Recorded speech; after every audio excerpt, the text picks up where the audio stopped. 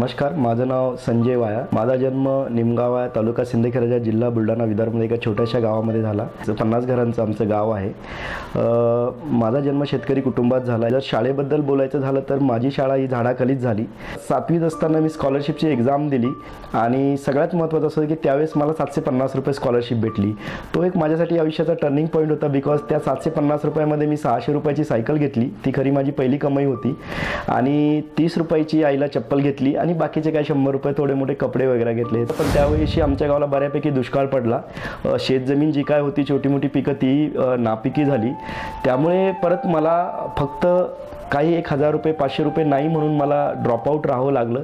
तर मी 11वीची माझी शाळा सोडून परत मी गावी गेलो. पण परत मला सायन्स घेता आलं नाही, कारण मला असं कळलं की सायन्स जर घ्यायचं असेल तर ट्युशन लावावं लागतं आणि ट्युशनला पैसे कुठून येणार. म्हणून मग मी निर्णय घेतला की मी 12वी आर्ट्समध्ये करावं. मी 12वी आर्ट्स वगैरे केलं. हा शिक्षणाचा प्रवास चालूच राहिला आणि त्यानंतर मला असं जाणवलं आता परत काहीतरी केलं पाहिजे. अमेरिकेला जायचं तर आपल्याला इंग्रजी आली पाहिजे. म्हणून मी BA इंग्लिश घेण्याचा ठरवलं. तर BA इंग्लिश लिटरेचर त्या काळामध्ये आमच्यापासून जवळ औरंगाबादच होतं. औरंगाबादला देवगिरी कॉलेजमध्ये मी करण्याचं ठरवलं. आणि सगळ्यात महत्त्वाची गोष्ट अशी होती की मला 10वीतही इंग्रजीमध्ये 35 मार्क होते आणि 12वीत सुद्धा मला इंग्रजीमध्ये 35च मार्क होते. जे खरं सांगायचे की हे एक चॅलेंजिंग होतं, पण म्हणतात ना की गावच्या मास्तरांचं खूप प्रेम असतं आपल्या विद्यार्थ्यावरती. ते मला औरंगाबादला घेऊन गेले. तिथे त्यांनी सांगितलं की आमच्या या मुलगा हा हुशार आहे, याला ॲडमिशन द्या BA इंग्लिश लिटरेचरला. तर ते म्हणले याचे मार्क्स कमी, याला कसं देणार, काय देणार. माझे गावचे जे सर होते मला घेऊन गेले. त्यांनी सहज सांगितलं की नाही तो 10वीला खूप त्याला ताप आला होता, नाही तर तसा तो हुशार आहे, इंग्रजीत त्याला जास्त मार्क पडले असते. म्हणजे ते मला प्रयत्न करत होते काही करून मला ॲडमिशन भेटावं. त्यानंतर हे सगळं चालू असताना माझं ग्रॅज्युएशन झाल्यानंतर मग मी MBA करायचं ठरवलं. त्यासाठी मी पुण्यात आलो. पुण्यामधनं मी MBA केलं आणि MBA सगळं कंप्लीट झाल्यानंतर मला चांगला जॉबही भेटला. पण परत माझ्या आयुष्यात जे काही तुफान किंवा जे चालू होते ते काही थांबलेच नाही. जॉब भेटून मला 2 महिने होत नाही तर मला घरून एक फोन आला की तुला गावी यावं लागेल. कारण त्यावेळेस मला असं कळलं, हॉस्पिटलमधनं फोन आला की माझ्या आईला कॅन्सर झाला. मग मी विचार केला की माझ्या आईवडिलांनी सगळं काय हे केलं, म्हणून मी त्याच दिवशी जॉब सोडला. परत गावी गेलो. एक 7-8 महिने आईची ट्रीटमेंट केली. सगळी ट्रीटमेंट झाल्यानंतर आई व्यवस्थितशीर बरी झाली आणि परत आलो. तर परत हा गॅप असल्यामुळे मग माझा जॉबचा प्रश्न परत मला उद्भवला आणि हे सगळं करत असताना तो परत स्ट्रगल सुरू राहिला आणि सडनली एक दिवस मला बँगलोरला जॉब भेटला. बँगलोरला मी बिझनेस अनालिस्ट म्हणून काम करायला सुरुवात झालं. पण त्यातच मला एक संधी चालून आली की जर मी IT क्षेत्रात जायचं असेल तर मी SAP ज्याला SAP म्हणतात त्या टेक्नॉलॉजी जर गेलो तर निश्चित माझे स्वप्नही पूर्ण होतील. आणि मग मी तिथे SAP शिकायला सुरुवात केली आणि माझी खरी सुरुवात झाली. आणि सगळ्यात आनंदाचा दिवस असा होता की त्यानंतर मला सत्यमकडनं ऑफर आली आणि त्यांनी मला अमेरिकेला जायला सांगितलं. मग अमेरिकेत नोकरी करता करता मला असं जाणवलं की आता अमेरिकेत बरीच वर्षे झाले. त्यातच मला खूप चांगली संधी चालून आली. ती जर्मनीत आली IBMमध्ये. तिथं मी सिनियर पोझिशनला काम करायला सुरुवात केलं आणि खऱ्या अर्थाने माझ्या करिअरची ग्रोथ झाली. खऱ्या अर्थाने मी तिथं पैसेही कमवले. जी काय माझी स्वप्न होती, गाड्या घेणे किंवा प्रत्येक एक मिडल क्लास फॅमिलीच्या मुलाची सगळी स्वप्न असते, ती सगळी स्वप्न पूर्ण झाली. बरीच वर्षे तिथे नोकरी केली. मुलं बायको सगळी सेटल झाली. पण तो एक माझ्या डोक्यामध्ये लहानपणापासून एक होतं की मी माझ्या समाजासाठी, माझ्या मातृभूमीचं काहीतरी देणं लागतो, माझ्या देशासाठी काहीतरी देणं लागतो किंवा ज्या कम्युनिटीतनं, ज्या भागातनं मी आलो मला काही करता येईल का, असं मला ते लहानपणापासूनच वाटायचं. म्हणून मी निर्णय घेतला की go back to India and do something. उद्योगात मला एक सांगायचं इथे की चांगला उद्योजक होण्यासाठी तुमच्या घरातल्या सगळ्या मंडळींनी तुमचं जे स्वप्न आहे ते त्यांचं पण स्वप्न जर बनवलं तर उद्योग नेहमी सक्सेसफुल होतो आणि एक चांगला उद्योजक निर्माण होतो. माझ्या बाबतीत असंच घडलं. माझे आई वडील, माझे बहीण भाऊ, माझी बायको, मुलं यांनी एका शब्दात मला सांगितलं काही हरकत नाही, हे तुझं स्वप्न आहे, तू खरंच परत जा आणि तुला वाटतं की सोसायटीसाठी काहीतरी करायचं तर निश्चित कर, आम्ही रेडी आहोत. आणि खरी तिथनं सुरुवात झाली. लहानपणापासूनच मी ॲडव्हेंचरस असल्यामुळं एक बायकर आहे.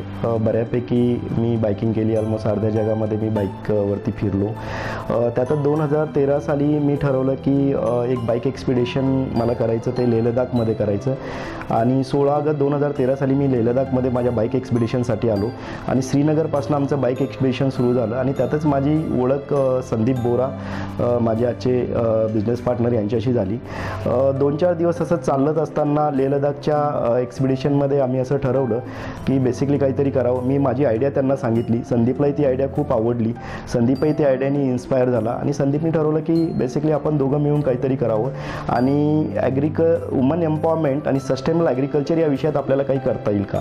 आणि ॲग्रिकल्चर सेक्टरमध्ये जात असताना आम्ही डिसाईड केलं की प्लांट टिश्यू कल्चर ही ॲग्रिकल्चर सेक्टरमधली सगळ्यात हायटेक इंडस्ट्री आहे. ही काळाची जरूरत आहे. ही टेक्नॉलॉजी इंडियामध्ये रुजवावी जेणेकरून शेतकऱ्यांना खूप मोठा त्याचा फायदा होईल आणि त्यातल्या ते गरजू महिलांना वगैरे जॉब भेटेल. तर 2014मध्ये मी आणि संदीप बोरा आम्ही दोघांनी मिळून ईश्वेत बायोटेक ही कंपनी चालू केली. सिंदखेड राजा इथे प्लॅन टाकला कारण ते माझं नेटिव्ह प्लेस आहे आणि विदर्भामध्ये एक आजची काळाची गरज आहे एम्प्लॉयमेंट जनरेशनसाठी. 2014मध्ये आम्ही 4 लोकांपासून सुरुवात केली. त्यामध्ये माझा लहान भाऊ अक्षय, संदीप आणि बाकीची टीम असे मिळून आणि आज 3 ते 3.5 वर्षामध्ये आम्ही 400 लोकांपर्यंत पोहोचलो. तर ही आमची एक जर्नी आहे. लोक रिझर्वेशनविषयी अजूनही इंडियात बोलतात. आमच्याकडे एक रिझर्वेशन सिस्टम आहे. त्यामध्ये आम्ही 10% रिझर्वेशन हे विधवा महिला आहे त्यांच्यासाठी देतो. 10% रिझर्वेशन जे काय आत्महत्याग्रस्त शेतकरी आहे त्यांच्या कुटुंबातील फॅमिली मेंबर्सला आम्ही नोकरी देतो आणि 5% जे आमचं रिझर्वेशन ते हँडिकॅप महिलांना आम्ही देतो. आज आमच्याकडे 300पेक्षा जास्त महिला काम करतात. त्यामध्ये सायंटिस्टपासनं तर स्वीपर जे आहेत ज्या म्हणजे क्लिनिंग वगैरे करतात त्यासुद्धा महिला आहेत आणि त्या दृष्टीने एक छोटासा आमचा प्रयत्न आम्ही वुमन एम्पॉवरमेंटचा सुरू केलेला आहे. आणि मला असं वाटतं की माझ्यासारखे छोटे छोटे संजय वाया किंवा छोटे छोटे ईश्वेद हे प्रोजेक्ट जर भारताच्या कानाकोपऱ्यामध्ये जर निर्माण झाले तर येणाऱ्या 5 वर्षामध्ये वुमन एम्पॉवरमेंटचा जो प्रश्न आहे हा संपूर्ण सुटेल असं मला वाटतं. म्हणजे इन शॉर्ट कमर्शियल व्ह्यू तर आहेच पण त्याबरोबर समाजासाठी काही करता येईल का हा आमचा उद्देश होता. ज्या इंडस्ट्रीसाठी म्हणजे आमच्याकडे जसं इनॉक्युलेशन थिएटर आहे किंवा अजून काही डिपार्टमेंट असतात कारण ही बायोटेक कंपनी आहे. इथं जनरली BSc MSc बायोटेक्नॉलॉजी लागते पण त्या लेवलचे स्किल सेट आम्ही 8वी 9वी 10वी 11वी 12वी महिला आणि पुरुषामध्ये डेव्हलप केले. त्यांना ट्रेनिंग दिले 1-2 महिने आणि आज जर तुम्ही जर बघितलं तर असं कोणाला वाटणार नाही आहे की ही मुलं BSc MScची नाही आहेत. Because of our team efforts आज आम्ही इंडियातली सेकंड बिगेस्ट बायोटेक कंपनी आमच्या क्षेत्रामधली ह्या 3 वर्षात ही जर्नी कंप्लीट झाली. हे सगळं चालू असतानाच आम्ही प्रोडक्ट लाईनवरती काम केलं. जेव्हा भारतामध्ये आम्ही टिश्यू कल्चर लॅबोरेटरी सुरू केली तेव्हा आमच्या सगळ्यात महत्त्वाचं लक्षात आलं की आपल्या भारतामध्ये अजूनही चांगलं प्लांटिंग मटेरियल येत नाही आहे. म्हणजे चांगल्या दर्जाची उत्तम जी टिश्यू कल्चरची रोपे आहेत ती शेतकऱ्यांना मिळत नाही जेणेकरून यील्ड कमी येतं आणि यील्ड कमी आलं की त्यांची इकॉनॉमी ढासळते. त्याकरता आम्ही बनानामध्ये जे काम करतो तो आम्ही इस्रायलची जी कंपनी आहे गिनोसार इस्रायल म्हणून त्यांच्याशी कोलॅबोरेशन केलं आणि त्यांच्याबरोबर काम करून तिथले जे कल्चर्स आहेत इम्पोर्टेड मटेरियल आणून इथं त्या पद्धतीने सुरुवात केलं. आज आमचे महाराष्ट्रातच नाही तर ऑलमोस्ट सगळ्या राज्यांमध्ये आम्ही आमचे टिश्यू कल्चरची रोपे सप्लाय करतो. त्याचबरोबर आम्ही एक्सपोर्टही करतो बरेचसे प्लॅन. जसं मी म्हटल्याप्रमाणे ईश्वेत बायोटेक हे हॉर्टिकल्चर, ऑर्नामेंटल, मेडिसिनल आणि फॉरेस्ट अँड टिम्बर ट्री या सगळ्या सेगमेंटमध्ये आम्ही काम करतो.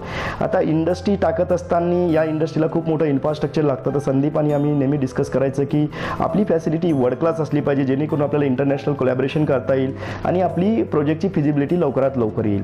त्या पद्धतीने मी डेव्हलप केलं आहे. आज आमची जी फॅसिलिटी आहे ती सिंदखेड राजाला आहे. जिजाऊचं जन्मस्थान आहे. खरोखर एका पवित्र स्थानी ती इंडस्ट्री असल्यामुळे आम्हाला असं वाटतं की सक्सेस येण्यासाठी आम्हाला काही वेळ नाही लागला. दुसरं महत्त्वाचं असं आहे की तिथे आम्ही 35 एकरामध्ये हा आमचा पूर्ण प्रोजेक्ट टाकलेला आहे. पुण्याला आमचं एक कॉर्पोरेट ऑफिस आहे आणि त्याचबरोबर आमचं अमेरिकेला लॉस एंजेलिस कॅलिफोर्नियाला पण एक ऑफिस आहे. तिथं आम्ही प्रोटोकॉल डेव्हलपमेंटचं काम करतो. मलेशियाशी आमचं कोलॅबोरेशन अशा 10-12 देशांशी आमचं कोलॅबोरेशन आहे आणि त्या पद्धतीने आमचं काम चालू आहे. सगळ्यात महत्त्वाचं असं सांगायचं की जेव्हा 2016मध्ये मला सर्वप्रथम आयरन मॅन पोलादी पुरुष म्हणून अवॉर्ड देण्यात आला आणि माझ्यावरती एक पुस्तक लिहिलं गेलं त्यावेळेस जे त्यांचे लेखक आहे ते माझ्याकडे आले आणि सर तुमच्यावरती मी पुस्तक लिहिलं असं. तर मी त्यांना सहज मी असं काय काम केलं. तर त्यांनी मला एका शब्दात सांगितलं की कला शाखेत शिकलेला विद्यार्थी सॉफ्टवेअर क्षेत्रात नोकरी करतो सॉफ्टवेअर इंजिनियर म्हणून आणि बायोटेक्नॉलॉजीमध्ये कंपनी टाकतो याच्यासारखं वेगळं असं काहीच नाही आहे. तर मला जी काही यूथ आहे किंवा जे यंग एंटरप्रेनर आहेत किंवा ज्यांना एंटरप्रेनरशिपमध्ये जायचं त्यांना मला ठासून सांगायचं आहे की तुमचं शिक्षण आणि तुमचा व्यवसाय याच्याशी काही दूरचा संबंध नाही. आणि मला आणखी एक महत्त्वाची गोष्ट सांगायची, जर तुमच्या मनामध्ये एक सामाजिक ध्येय किंवा समाजासाठी काहीतरी करण्याची इच्छा असेल तर तुमची इंडस्ट्री खरोखर लवकर ग्रो होते. तर कमर्शियल व्ह्यू न ठेवता समाजासाठी पण काही करता येईल, आपल्या सोसायटीसाठी काहीतरी देता येईल हा पण व्ह्यू आपण ठेवला पाहिजे आणि त्या पद्धतीने उद्योगाची सुरुवात केली पाहिजे.